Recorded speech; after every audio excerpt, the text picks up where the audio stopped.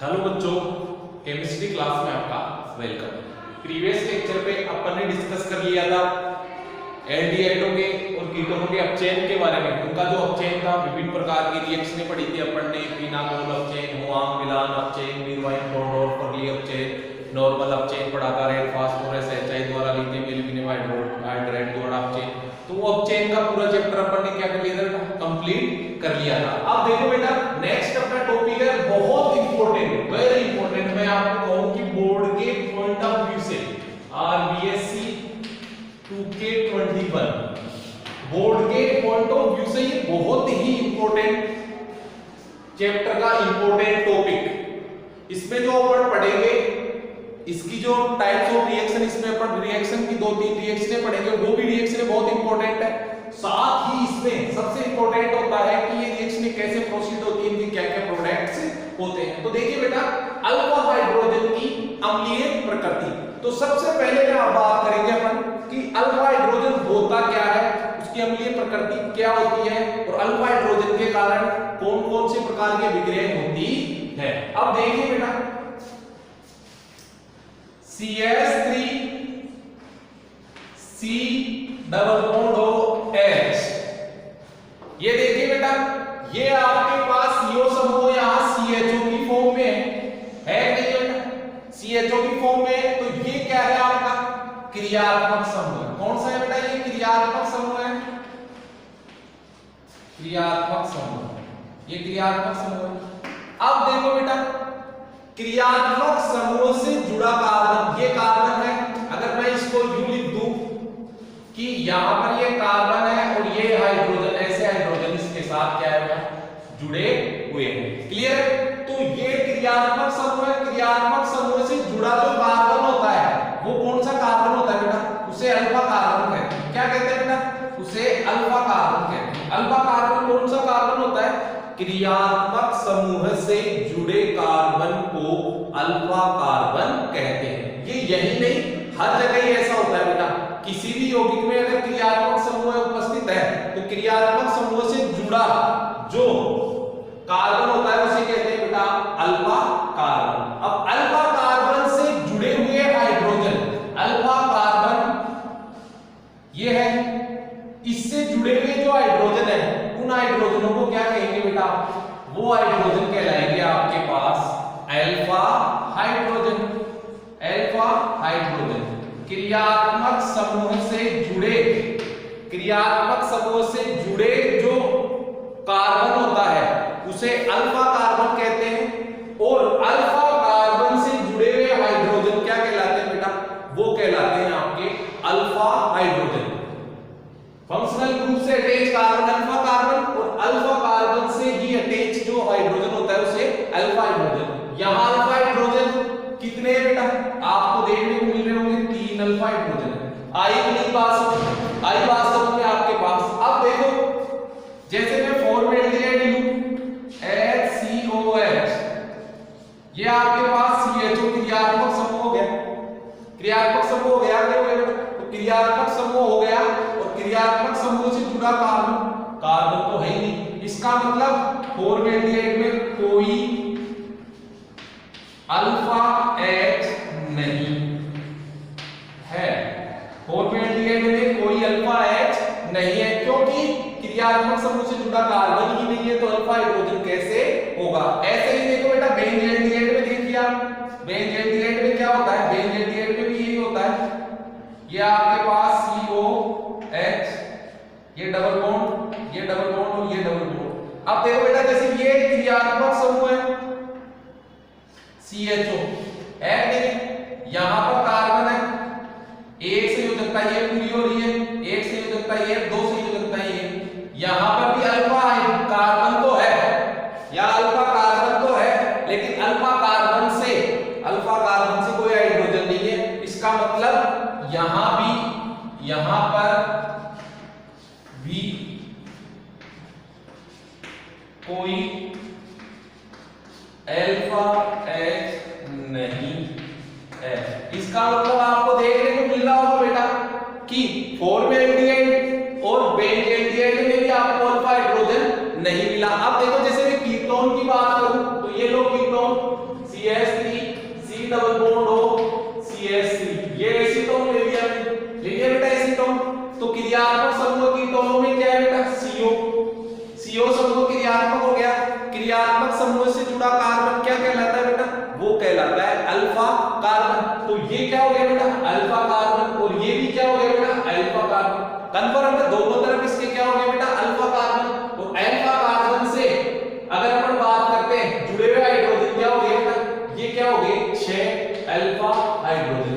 आई बात ये हो गए 6 अल्फा हाइड्रोजन। अब देखो बेटा अगर अपन बात करते हैं CH3 CH2 C double bond O H। मैं पहले आपको अल्फा हाइड्रोजन की स्ट्रक्चर समझ रहा हूं कि अल्फा हाइड्रोजन होता क्या है। ये देखो बेटा क्रियात्मक समूह CHO से जुड़ा कार्बन क्रियात्मक समूह से ये अल्फा हो गया। अब अल्फा के जो आगे वाला कार्बन होता है बेटा वो जब क्या होता है बेटा बीटा फिर आगे क्या होता है गामा ऐसे।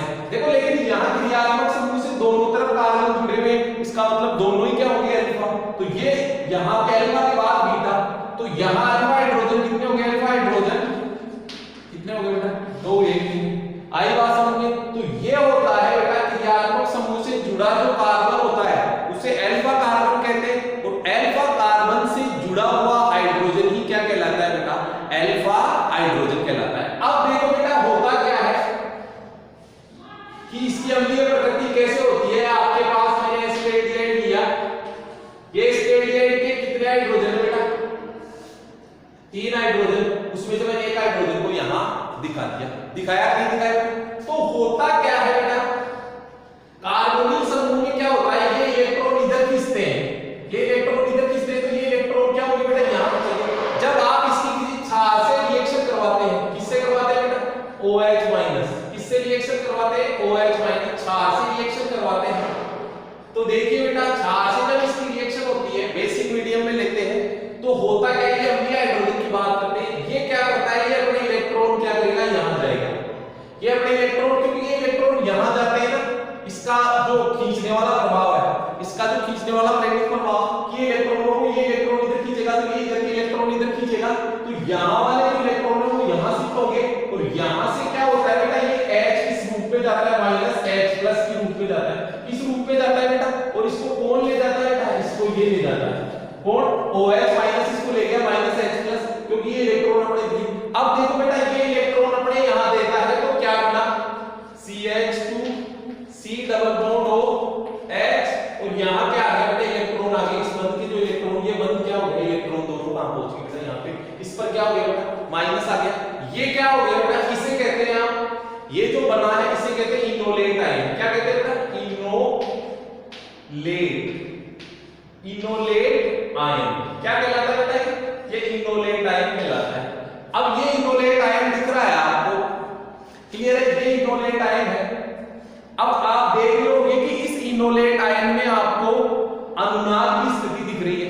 अनुनाद की स्थिति कैसे बेटा ऋणावेश और डबल बॉन्ड क्या हो रहे हैं ऋणावेश और डबल बॉन्ड क्या हो रहे हैं बेटा एकांतर स्थितियों पर है। ऋणावेश और डबल बॉन्ड क्या हो गया बेटा एकांतर स्थितियों पर है। कहने का मतलब ये हुआ कि ये जो ऋणावेश और डबल बॉन्ड एकांतर स्थितियों में इसका मतलब अनुनाद उपस्थित है। अब अनुनाद उपस्थित है तो अनुनाद की संरचनाएं भी बढ़ेगी क्लियर है। तो ये क्या होगा बेटा यहां पर आएगा तो ये डबल बॉन्ड कहां पहुंचेगा यहां पहुंचेगा नहीं पहुंचेगा तो जैसे ही ये यहां पहुंचेगा इसका मतलब ये क्या हुआ CH2 double bond C oxygen पे माइनस तो क्या होगा H ये इसकी क्या बनेगी बेटा अनुनादी संरचनाएं बड़ी नहीं बड़ी। अब आप इसका अनुनाद संकर भी लिख सकते हो इसका अनुनाद संकर रेफरेंस हाइब्रिड अगर दोनों का मिला जुला रूप में बनाऊंगा तो देखिए बेटा CH CO सॉरी H तो डबल बॉन्ड कहां है बेटा यहां डबल बॉन्ड है इस पर भी क्या है डेल माइनस इस पर भी क्या है डेल माइनस। तो आप देख रहे हैं बेटा इनोलेट आयन में अनुनाद हुआ और अनुनाद के कारण क्या होता है बेटा इनोलेट आयन स्थायी हो जाता है। पता है आपको कि जिसमें अनुनाद होता है वो क्या हो जाता है इस तत्व को प्राप्त कर लेता है। तो ये अनुनाद के कारण इनोलेट आयन क्या हो गया बेटा स्थायी हो गया। इसका मतलब ये यहां से टूट के अलग हो रहा है और ये जो अंदर इसकी इंटरमीडिएट स्पीशीज बन रही है उसमें अनुनाद है वो स्थायी है। इसका मतलब ये क्या हो रहा है ये H+ क्या हो रहा है बेटा ज्यादा जा रहा है कि ज्यादा। इसका कार्बोनिल कार्बन है वो किस रूप में जाता है बेटा, H+ के रूप में। अम्लीय हाइड्रोजन की तरह क्या करता है बेटा, व्यवहार दर्शाता है। किस रूप में दर्शाता है बेटा, अम्लीय हाइड्रोजन की फॉर्म में ये अपना व्यवहार दर्शाता है। और साथ में अगर हम बात करें ये इलेक्ट्रॉन इधर खींचता है तो ये इलेक्ट्रॉनों को आई प्रभाव के कारण उधर जाते ही हैं, आई वास्तव में तो जाते हैं। तो यहाँ का जो अल्फा हाइड्रोजन है अपने इलेक्ट्रॉन यहाँ क्षार की उपस्थिति में इमिट करके छोड़कर H+ की फॉर्म में क्या हो जाता है बेटा, बाहर निकले जाता है। तो इस प्रकार से आपके पास ये क्या है बेटा, इसके अम्लीय H का व्यवहार, इसके अम्लीय H का व्यवहार। और यहाँ पर भी इनोलेट आयन बनने से अनुनादी संरचनाएं होती है, इस टाइप का हो जाता है, इसलिए H+ की फॉर्म में निकलना और भी क्या हो जाता है बेटा, आसान हो जाता है। तो अब देखिए बेटा इससे रिलेटेड अपन रिएक्शन पढ़ेंगे, बहुत इंपॉर्टेंट रिएक्शन है एल्डोल संघनन। एल्डोल संघनन बहुत इंपॉर्टेंट रिएक्शन, एल्डोल संघनन, aldol condensation. Point of view board के से एल्डोल कंडेंसेशन, बोर्ड के पॉइंट ऑफ व्यू से, कॉम्पिटिटिव एग्जाम के पॉइंट ऑफ व्यू से, सभी पॉइंट ऑफ व्यू से एल्डोल संघनन क्या होता है बेटा, बहुत इंपॉर्टेंट है। प्रीवियस जो ईयर था आपका बोर्ड का उसमें ये क्वेश्चन आया था एल्डोल संघनन का, आपके पास मैकेनिज्म भी पूछी। तो अब मैं इसकी आपके पास डिटेल में इस रिएक्शन को पढ़ाऊंगा, इसकी मैकेनिज्म क्या होती है, ये अभिक्रिया कैसे पूर्ण होती है, कैसे इसके उत्पाद बनते हैं, क्या बनते हैं, और कैसे कैसे एल्डोल संघनन भी क्या होता है, दो प्रकार का होगा, वो कैसे होगा। तो सबसे पहले अपन देखते हैं एल्डोल संघनन क्या होता है। वे एल्डिहाइड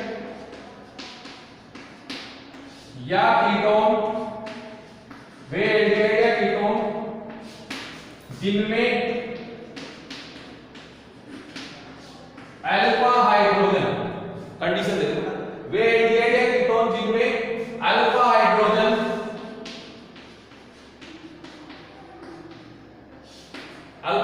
उपस्थित होता है,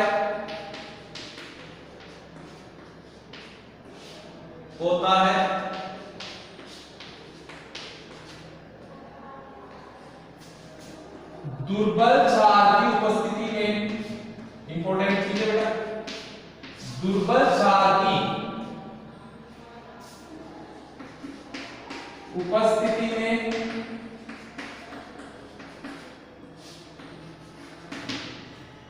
दुर्बल क्षार की उपस्थिति में क्रिया करके beta hydroxy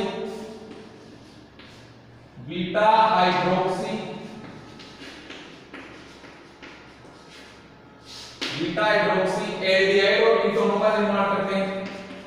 beta hydroxy aldehyde या कीटोनों का निर्माण करते हैं। बीटा हाइड्रोक्सी एल्डिहाइड या कीटोनों का निर्माण करते हैं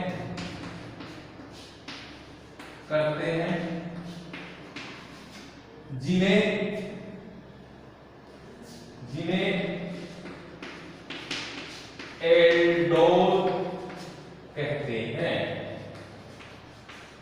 एल्डोल कहते हैं, देखो बेटा एल्डोल संघनन की परिभाषा क्या हुई, वे एल्डिहाइड और कीटोन्स जिनमें अल्फा हाइड्रोजन होता है, वे एल्डिहाइड और कीटोन जिनमें अल्फा हाइड्रोजन होता है, दुर्बल क्षार की उपस्थिति में क्रिया करके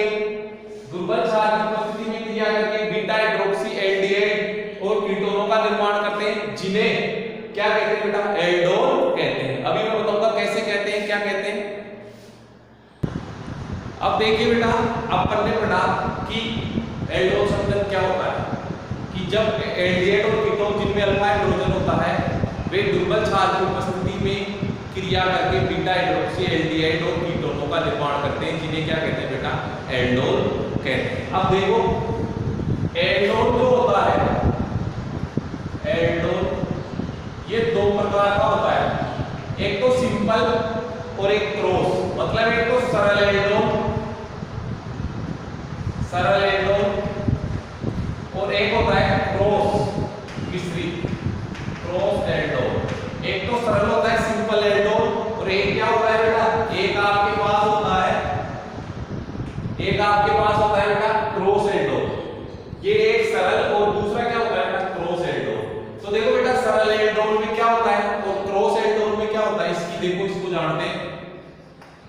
सरल एल्डोल।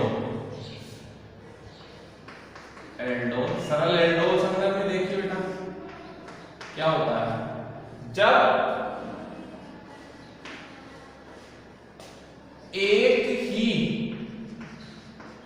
प्रकार के एल्डिहाइड या कीटोन, जब एक ही प्रकार के एल्डिहाइड या कीटोन के दो अणु संगठित होते हैं,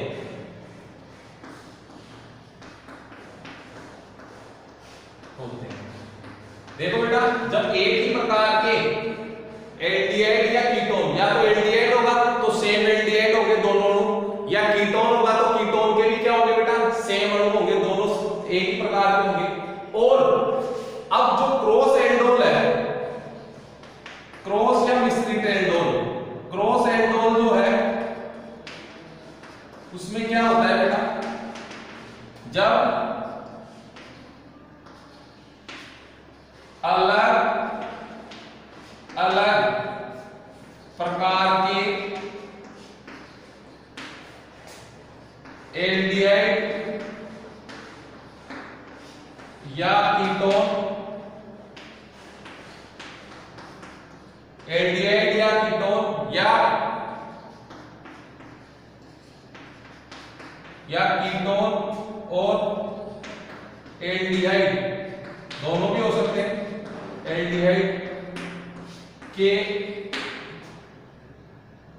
दो अणु संगठित हो,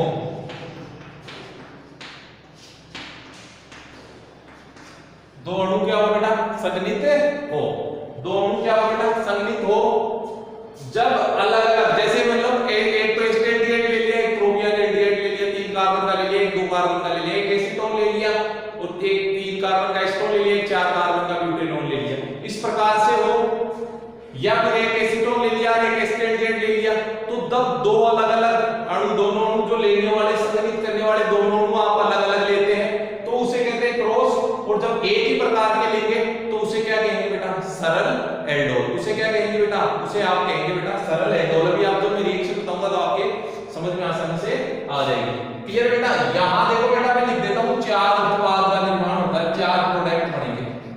इस केस में क्या बनते हैं बेटा, 4 उत्पाद, 4 प्रोडक्ट बनते हैं, वो आपको समझाऊंगा कैसे होता है, क्या होता है। तो देखो बेटा अब मैं इसकी सबसे पहले आपको mechanism of aldol condensation, aldol संघनन की क्रियाविधि, कि एल्डोल संघनन होता कैसे। देखो बेटा जैसे पहले मैं आपको बता रहा हूं, एक बार इस बता रहा हूं उसी प्रकार से होता है, सरल की बता रहा हूं। तो देखिए CH2 C double bond OH, एस्टेटेड ले लिया मैंने, ये H, क्लियर है ये H। अब देखो इसकी रिएक्शन करवाएंगे किससे, क्षार से, OH माइनस, क्षार अगर रूरल बेरियम हाइड्रोक्साइड ले लेते, मैग्नीशियम हाइड्रोक्साइड ले लेते, और फिर ज्यादा जलीय KOH वगैरह ये भी ले सकते हैं। तो देखिए बेटा इसमें अगर क्षार लेंगे तो क्षार क्या करेगा बेटा, यहां से इसको ले जाएगा, इसको ले जाते ही माइनस H2 हो गया, क्लियर। आपके पास क्या बना, CH2COOH माइनस ये इनोलेट आयन बना, क्या बना बेटा, इनोलेट, ये इनोलेट आयन बना। अब देखो बेटा संघनन होता है तो इसका मतलब 2 एल्डिहाइड के अणु लेंगे या 2 कीटोन के लेंगे, एल्डिहाइड और कीटोन के लेंगे, क्रॉस करवाएंगे। तो देखिए बेटा ये इनोलेट बना, ये इनोलेट क्या करता है, CH3C डबल बॉन्ड OH, ये स्टेडियम का दूसरा अणु है। अब देखो ये आपके पास इनोलेट है नहीं है बेटा, ये इनोलेट, इज दैट क्लियर, ये इनोलेट है आपके पास। अब ये यहां आएगा क्या, इलेक्ट्रॉन आएंगे तो नाभिक स्थिति होगा के रूप में, नाभिक स्थिति कहां आक्रमण करेगा, इस कार्बोनिल के कार्बन पर आक्रमण करेगा नहीं करेगा। जब ये इस पे आक्रमण करता है तो देखिए क्या बनेगा आपके पास, CH3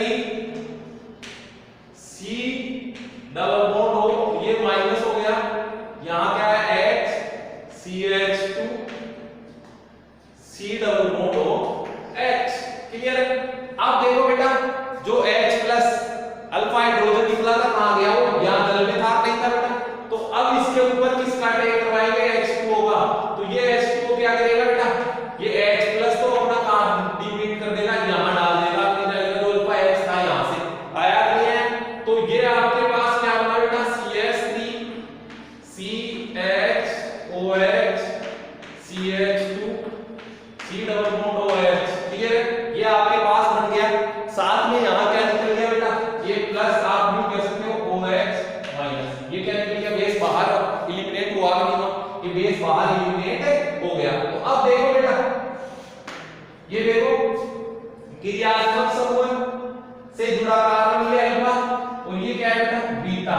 बीटा पर क्या जुड़ा हुआ है बेटा, OH जुड़ा हुआ है नहीं जुड़ा हुआ है।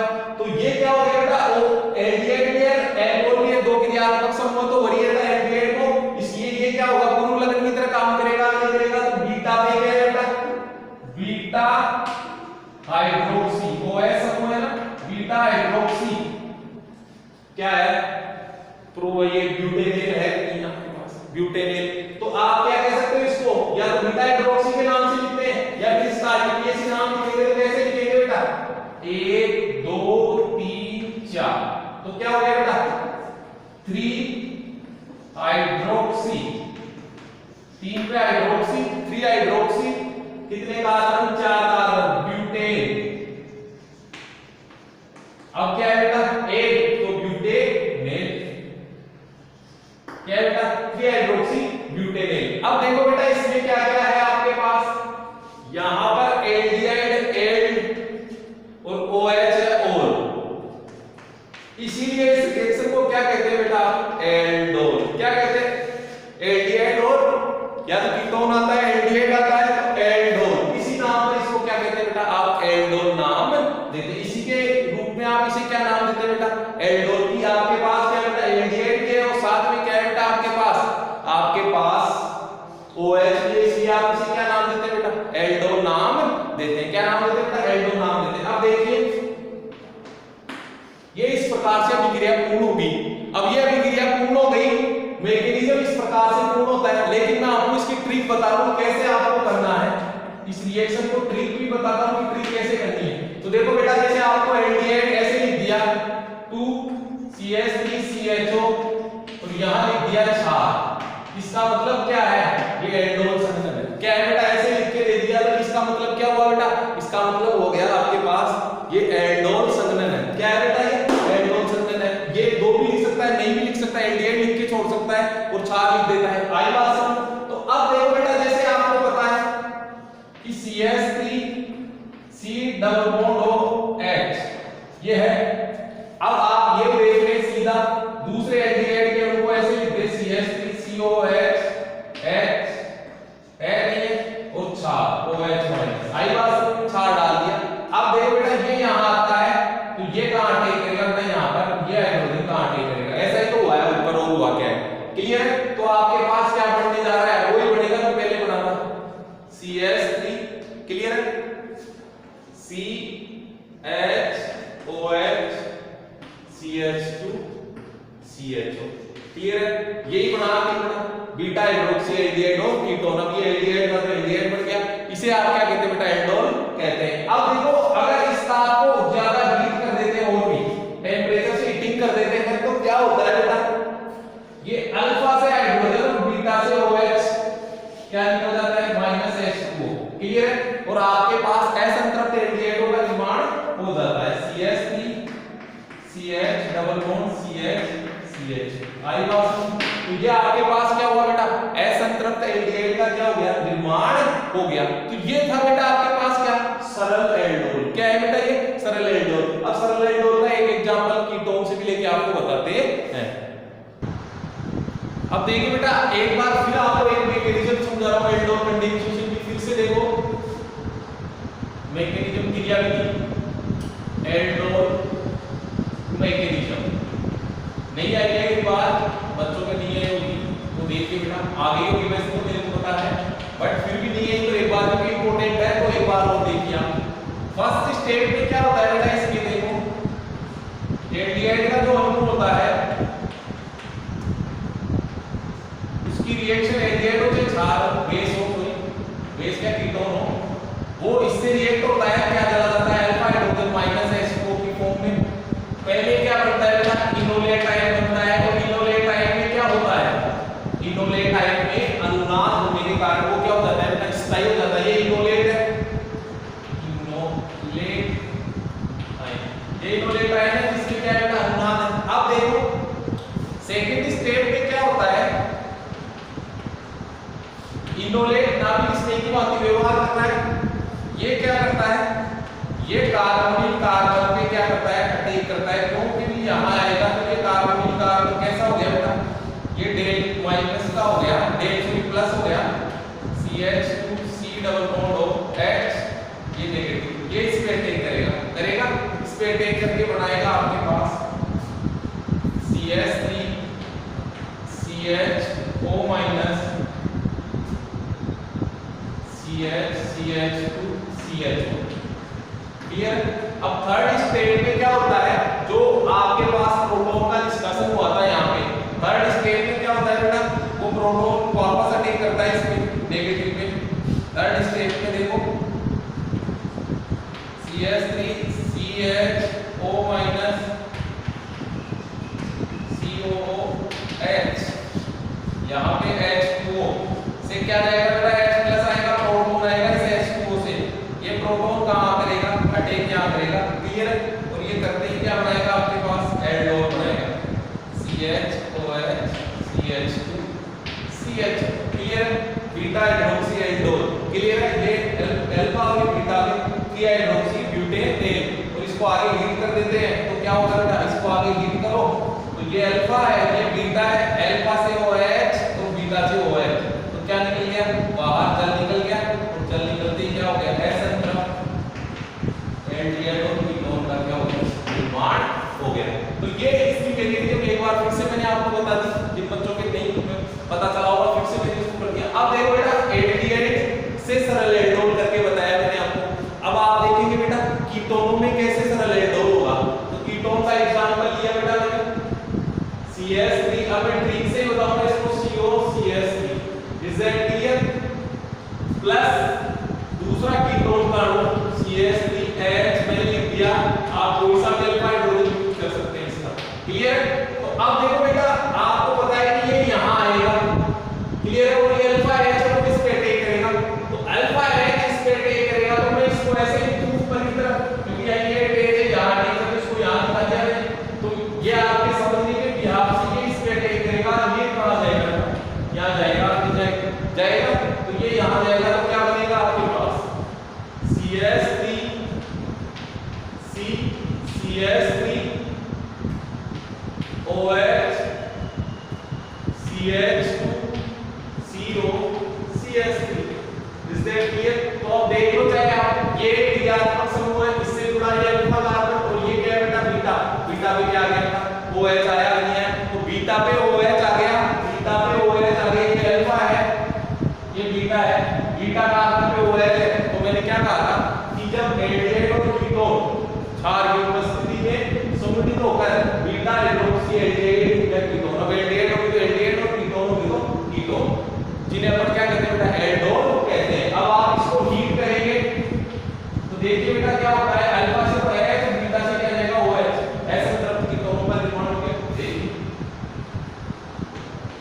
CH3 double bond CH CO CH3, clear. तो इसका निर्माण हुआ नहीं हो, तो ये था आपके पास क्या बेटा, सरल एल्डोल। क्या था बेटा, सरल एल्डोल। ये सरल एल्डोल कंडेंसेशन था, इज दैट क्लियर, जो जिसमें समान एल्डिहाइड या कीटोन के अणु संगठित होकर एल्डिहाइड और कीटोनों का बीटा हाइड्रोक्सी एल्डिहाइड और कीटोनों का क्या करते हैं बेटा, निर्माण करते हैं। अब मैं आपको बता देता हूं, सरल जो एल्डोल होता है उसमें आपके पास एक उत्पाद बनता है, लेकिन जो क्रॉस एल्डोल होता है उसमें क्या होता है बेटा, उसमें क्या होता है आपके पास चार उत्पादों का क्या होता है बेटा, निर्माण होता है। तो ये तो था आपके पास क्या बेटा, सरल एल्डोल। नेक्स्ट लेक्चर पे अपन पढ़ेंगे क्रॉस एल्डोल कंडेंसेशन के बारे में। नेक्स्ट लेक्चर पे अपन पढ़ेंगे क्रॉस एल्डोल कंडेंसेशन या मिश्रित एल्डोल संघनन के बारे में पढ़ेंगे, वो किस प्रकार से होगा, बहुत इंपॉर्टेंट थी आज की क्लास। तो जिस बच्चे को अगर अभी भी मैंने फिर से रिपीट कर दिया है, तो काफी डिटेल में आज आपको पढ़ाया, फिर भी अगर कहीं कोई डाउट है आपको तो आप मेरे को मेरे कमेंट बॉक्स में